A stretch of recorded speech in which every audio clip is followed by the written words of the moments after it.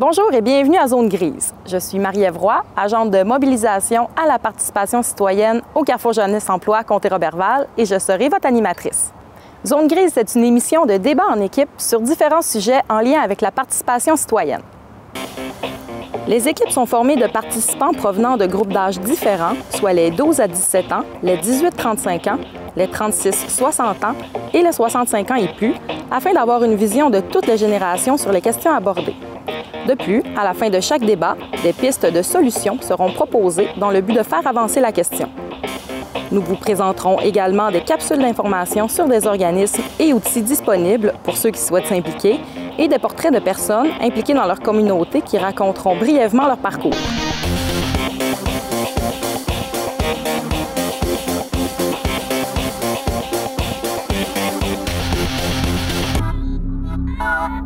Comme dans la plupart des pays occidentaux, la population du Québec est de plus en plus vieillissante. En 2011, les personnes de plus de 50 ans représentaient 37 % de la population et cette proportion devrait atteindre 42 % en 2021, puis 44 % en 2031.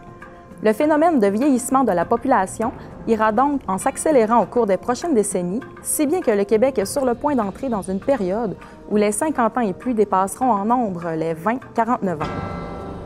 La question que nous posons à nos participants aujourd'hui est donc, quelle est la place des aînés dans la société? Qu'est-ce que vous répondez ici? Je pense que présentement, on est en train de redéfinir ce qu'est un aîné. Avec l'augmentation de l'espérance de vie, de voir un grand groupe de personnes de plus en plus actifs dans notre société, le fait d'être au travail longtemps, de s'impliquer de plus en plus. Alors, je pense qu'on est en train d'assister effectivement à une redéfinition un peu de ce que c'est qu'un aîné dans notre société. Dans certains secteurs, si vraiment les aînés là, sont si vous voulez, sur la ligne d'arrivée, là, je crois que c'est parce qu'ils sont pris en main, puis ils se sont fait reconnaître, puis ils se sont fait respecter. C'est dans ce temps-là que les aînés prennent vraiment leur place. Et là, je vous relance. Est-ce que les personnes aînées ont assez une grande place dans la société d'aujourd'hui, selon vous?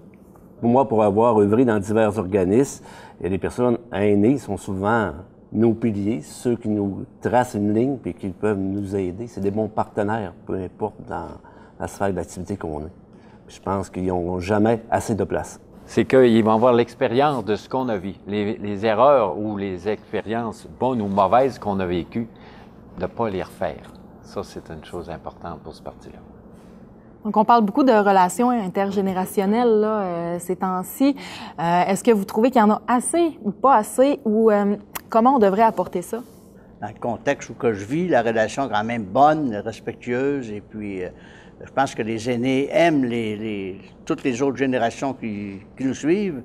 On les aime, puis on trouve qu'ils ne font pas toujours à notre goût, mais d'un autre côté, ils font leur possible. Je pense que comme nous autres, on a fait notre possible, bon, ben, moi, on a vécu notre époque. Je pense que les époques sont difficilement comparables. Il faut regarder dans quel contexte où l'on vit, et les aînés vivent aujourd'hui dans un contexte différent que moi j'ai vécu avec mes parents et mes grands-parents qui restaient à la maison. Aujourd'hui, les aînés se sont fait des places. Il s'est trouvé des mécanismes qui ont permis aux aînés de vivre quand même des bonnes situations, une qualité de vie importante. Pas tout le temps, mais en tout cas, dans l'ensemble, je pense que ça promet pour l'avenir. Je ne suis pas inquiète. Pour avoir œuvré dans un comité où il y a des aînés, moi, ce que j'aime, c'est d'avoir leurs expertises, d'avoir leurs expériences, puis d'avoir aussi un échange avec eux autres pour pouvoir planifier, mieux planifier si on veut.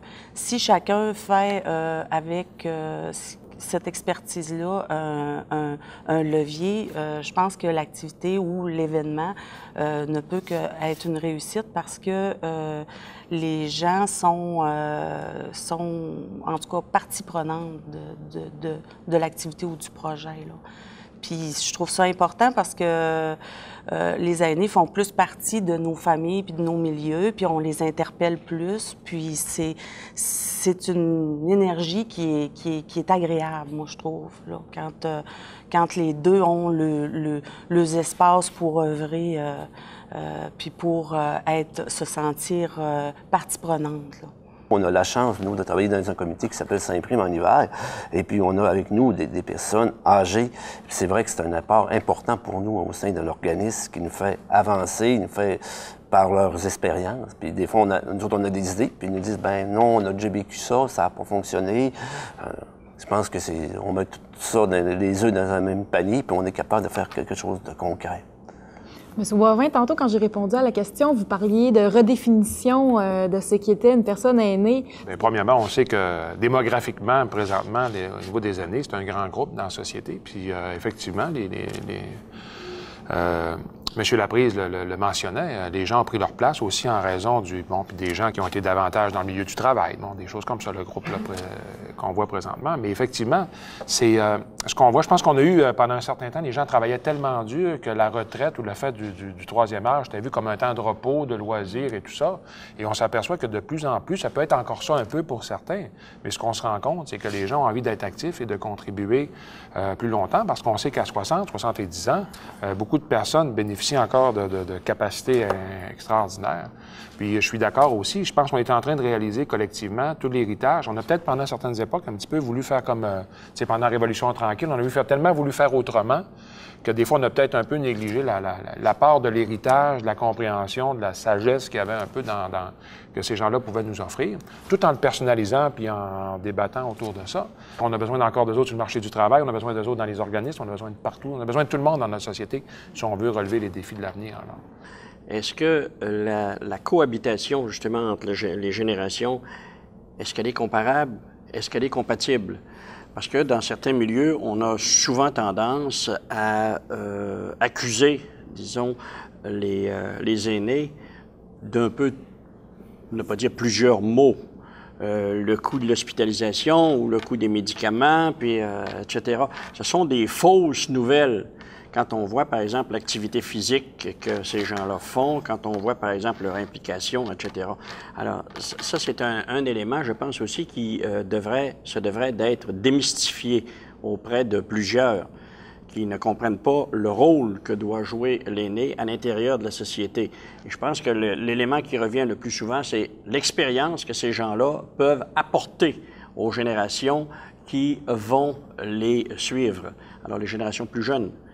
Mais ça va venir aussi par les mouvements des personnes âgées qui vont faire en sorte que la méconnaissance va disparaître. Autant les départs massifs à la retraite ont fait mal vraiment au réseau de l'éducation, au réseau de la santé, une expertise qui s'en va encore très rapidement. À chaque année, ça part. La façon de travailler des jeunes est différente de celle des personnes plus âgées. Cette expérience-là, si on s'en passe, il va y avoir un trou. Je prenais justement le reportage de Mme Payette où la plupart des jeunes ne savent pas c'est qui. Puis dans le fond, cette femme-là, elle a quand même changé des choses dans la société. Puis en même temps, c'est pas facile parce qu'on se fait dire, bon, la planète, vous l'avez détruite, vous l'avez polluée. Bon, fait que, tu sais, il faut... en même temps, il faut rester ouvert, il faut être capable encore de dire la responsabilité de la planète, ça appartient à tout le monde, c'est pas de la faute à juste une génération. Si on est sur le bord de la retraite, on se fait tout le temps demander quand est-ce que tu prends ta retraite, ou es-tu parti, ou quand est-ce que tu pars, mais finalement, on a encore beaucoup de choses à amener. Moi, je pense qu'on travaille de façon différente. On prend moins de détours maintenant. On sait où on s'en va. Puis ça, c'est un avantage aussi, je pense, moi, quand on travaille en équipe avec les jeunes.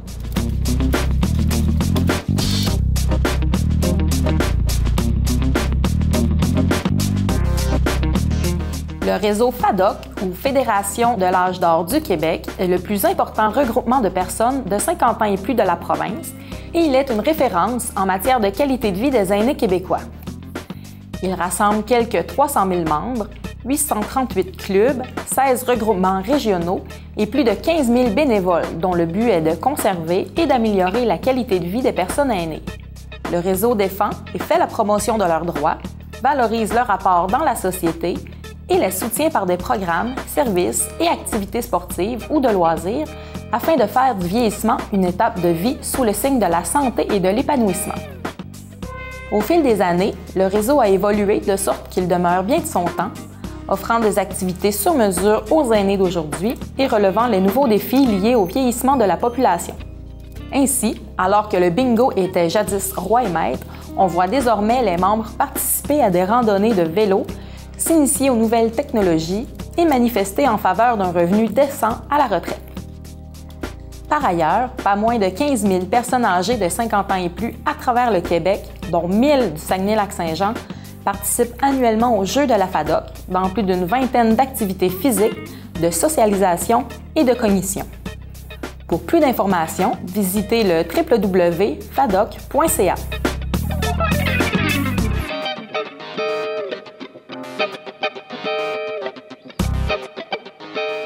On a pris une place, les aînés, maintenant, que nos parents n'ont pas eu.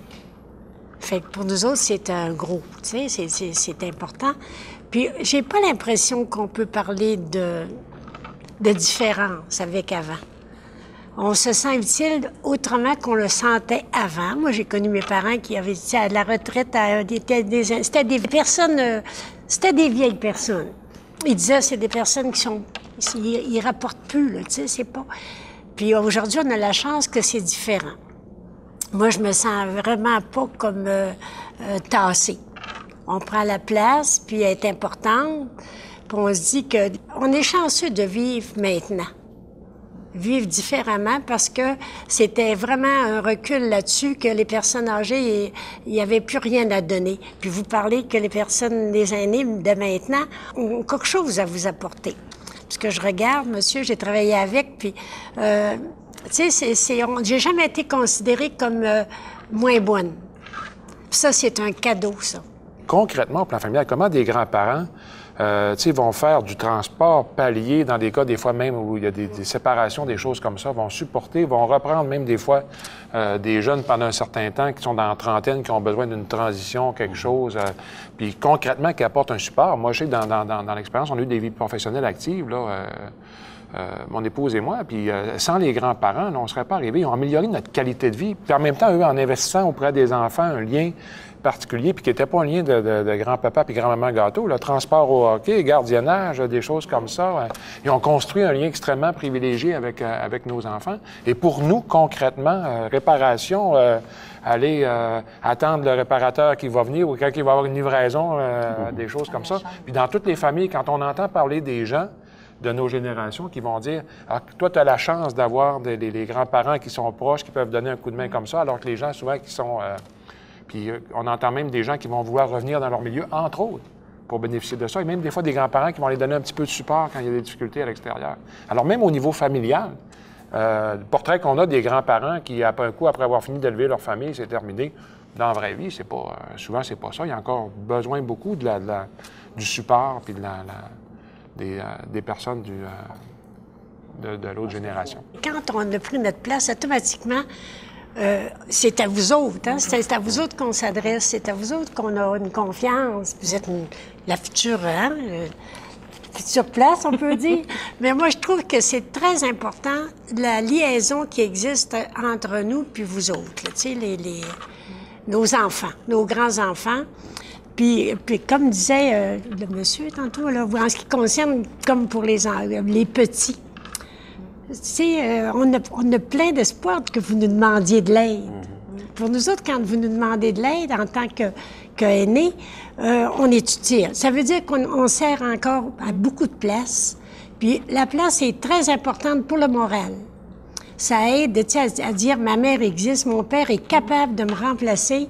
Je vais lui demander qu'il me rende ce service-là. En demandant un service, c'est un plaisir énorme de le faire parce que vous avez une confiance. Vous dites pas, bien, moins bonne qu'avant, vous moins bien. C'est la seule personne qui peut répondre là-dessus, c'est nous.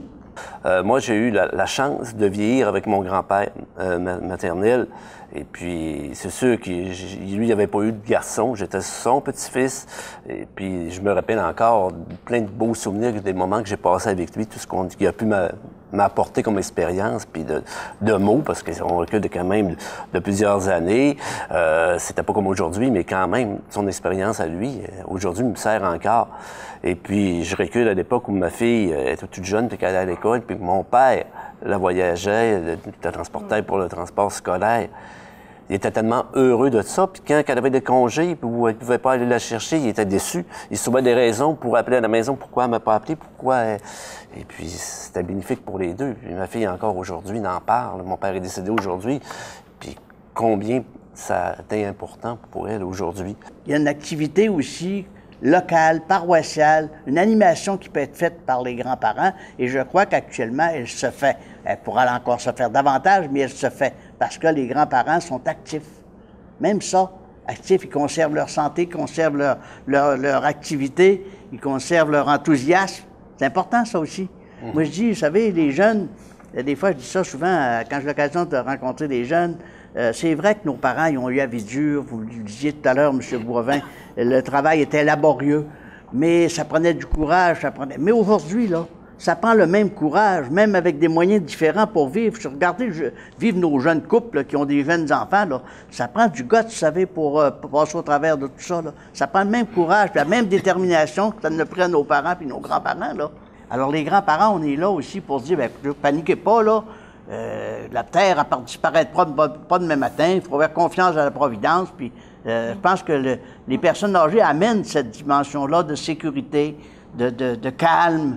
Les aînés sont beaucoup plus accessibles parce que, tu sais, pour mon expérience, là, si je parle de mon expérience, c'est que, en tout cas, les personnes que j'ai côtoyées n'hésitaient pas à contribuer à certaines activités ou au développement personnel de certains jeunes. Moi, je travaille au Carrefour Jeunesse Emploi, puis on a des plateaux de travail, puis il y avait même des aînés qui venaient montrer à faire de la mosaïque à des jeunes, transmettre tu sais, bénévolement, puis des journées où des jeunes filaient moins, ils étaient là pour l'écoute, donc l'accessibilité, avant, moi, je me souviens, tu sais, approcher mes grands-parents, pas qu'ils étaient inapprochables, mais je veux dire, c'était d'autres temps, d'autres mœurs. Mais maintenant, je trouve que c'est plus ouvert, puis c'est plus...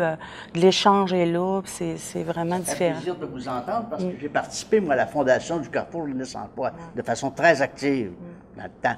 Et puis, je me fais plaisir de constater aujourd'hui tous les services que te donne ce Carrefour à des jeunes. Là. Il y a eu une contribution quand même des aînés. C'est un mélange de tout ce beau monde-là qui a fait que...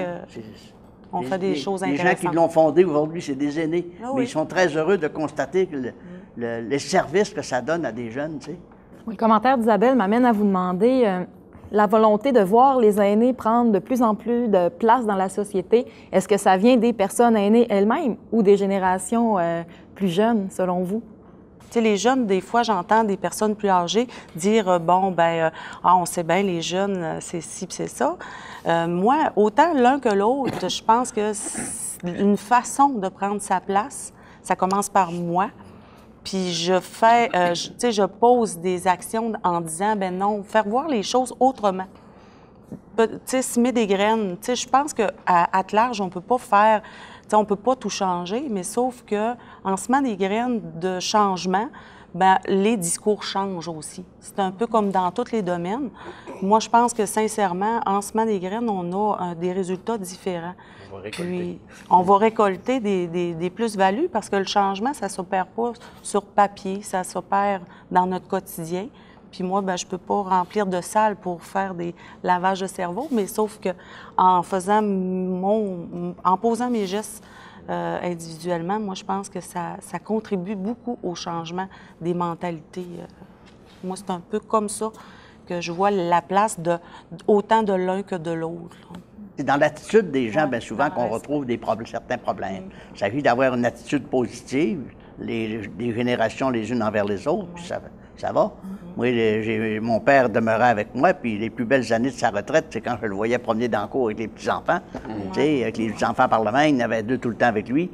Alors, ces enfants-là, ils ont aimé leur grand-père-là de façon extraordinaire, tu sais. Si on regarde au niveau de l'implication citoyenne, moi, je suis d'accord que dans la famille, tu sais, il y a vraiment, là, je trouve, des beaux liens, puis c'est intéressant. Mais si on regarde vraiment au niveau de l'implication citoyenne, tu sais, il n'y en a pas beaucoup qui sont impliqués. Il faut quand même se le dire, là. On voit beaucoup les mêmes personnes. Puis quand on l'a été impliqué dans sa vie de plus jeune, généralement, on l'est impliqué dans sa vie de plus aîné. Même si l'implication est là, puis le travail des deux groupes est important, puis primordial, parce qu'on est là encore pour un bout, là. Je veux dire, tu sais, maintenant, l'espérance de vie, tu sais, à 60 ans, nos parents ils étaient vieux, là, tu sais, on les regardait, c'était des... Tu sais, mais là, à 60 ans, là, t'es plus vieux, là. Considéré comme jeune, tu sais, que hey, il est mort à 60 ans, hey, mon Dieu, c'est jeune, tu sais. Fait que la notion de l'âge a changé, ça a modifié toute notre façon de voir, puis autant les jeunes que autant les personnes âgées, les aînés, on a des bouts à faire pour se rencontrer.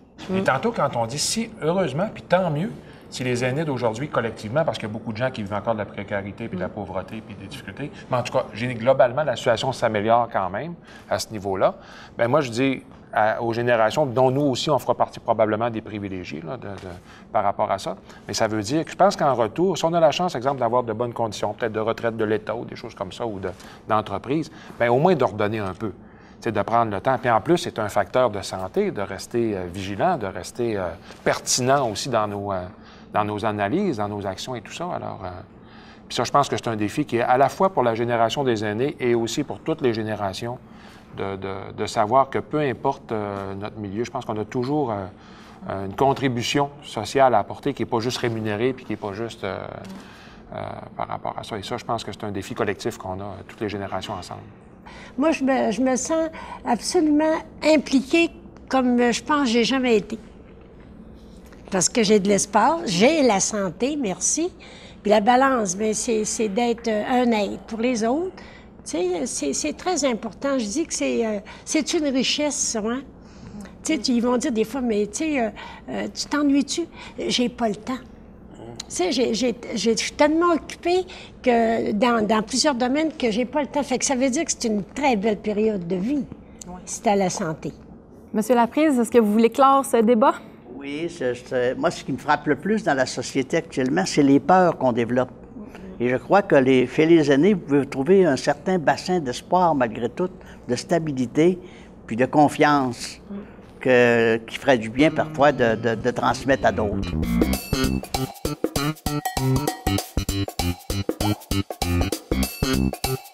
Ça fait déjà 8 ans que je suis au Carrefour Jeunesse Emploi comme administratrice. Le Carrefour Jeunesse Emploi, ça me permet d'aller plus loin dans mes connaissances professionnelles, mais aussi personnelles. Puis c'est un beau sentiment d'appartenance qu'on se développe. Puis de s'impliquer, là, tu sais, on a un sentiment vraiment de réussite, en même temps que l'organisation qui avance, mais aussi d'accomplissement. J'ai eu aussi comme implication responsable des communications au Vieux-Couvent de Saint-Prime. Ça, c'était vraiment dans ma branche. Ça me branchait vraiment beaucoup. C'était le monde artistique, les artistes, autant de la musique que tout l'aspect graphique et littéraire aussi que j'allais chercher. J'ai eu aussi la traversée internationale du Lac-Saint-Jean. Je pense que c'était une de mes premières implications quand j'ai terminé mes études. Puis la Chambre de commerce et d'industrie de Roberval, là, que je me suis impliquée aussi avec le défilé du mérite, les soirées de vin et fromage, où j'y mettais ma touche artistique pour la décoration de la salle. C'était vraiment bien.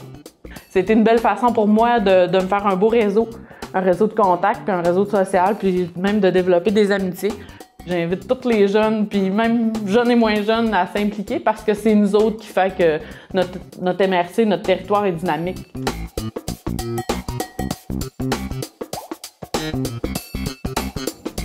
Donc, je vais maintenant vous demander qu'est-ce qu'on peut faire pour améliorer la situation, que ce soit de favoriser les aînés à avoir une meilleure place, que ce soit pour améliorer les échanges. Qu'est-ce qu'on peut faire?